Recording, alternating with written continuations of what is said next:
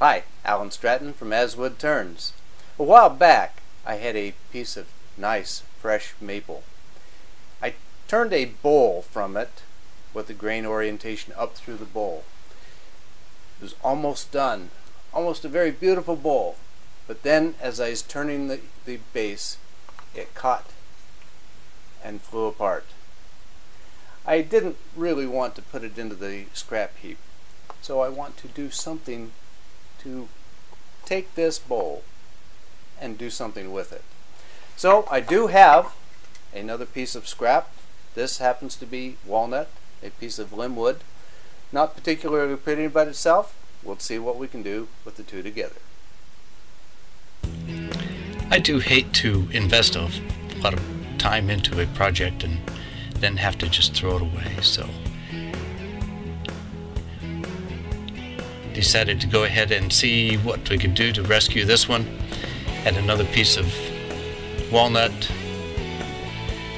limb wood, been knocking around in my shop for quite a while, so I just said, okay, well, I'll just turn a little bowl and see if I can mount the other one into it and at least have something to talk about when people look at my gallery. It was gratifying to attend the Utah Woodturning Symposium and see some real pros that occasionally get a catch and ruin a project.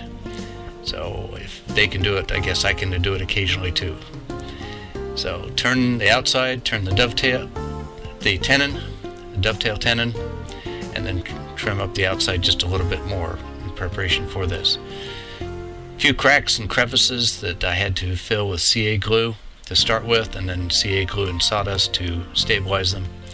Small little bowl, couldn't get it off the screw chuck, brought in the heavy duty pliers. Fortunately the tenon is there to torque on and no damage to the finished part of the bowl or the showing part of the bowl. I'll turn that off anyway in the end. So once I get it turned around and into the end of the chuck, go ahead and tin it up a little bit more and then hollow out the inside. A little bit harder to hollow on a dry bowl as opposed to a green bowl, but still it goes fairly fast. Did stop and near the end and filled the cracks and knot holes with CA glue. Since I was going to fill it with casting rosin, I didn't want anything to be able to soak clear through the bowl and run on out.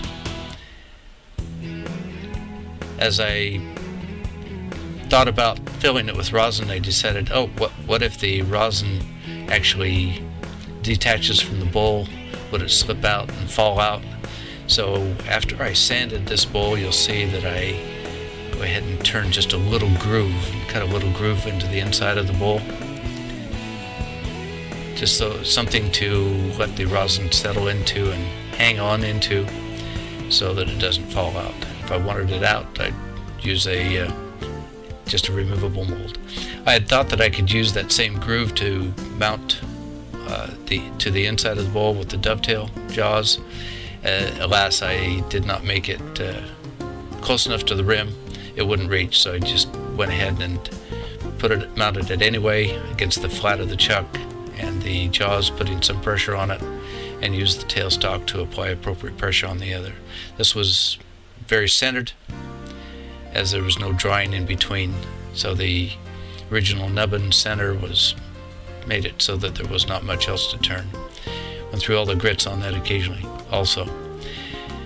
Then to cast the rosin, didn't want to use too much, so I measured out into the bowl some plastic beads, marked that level on the cup to give me some idea of how much rosin I might need, added some silver metallic sparkles to it, and of course the catalyst.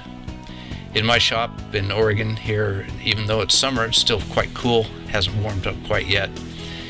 Casting rosin took a long time to even gel and let alone solidify, so I wound up putting it in my wife's oven at a constant 100-degree temperature, and after a few hours of that it firmed up quite nicely. Didn't want to hide the cracks, I wanted to go highlight them, so I went ahead and spaced it out to do that. It's a little bit slanted in the bowl, That's just the way it turns out in this case. Add a little bit more to the center to give it a little sparkly pool inside the bowl.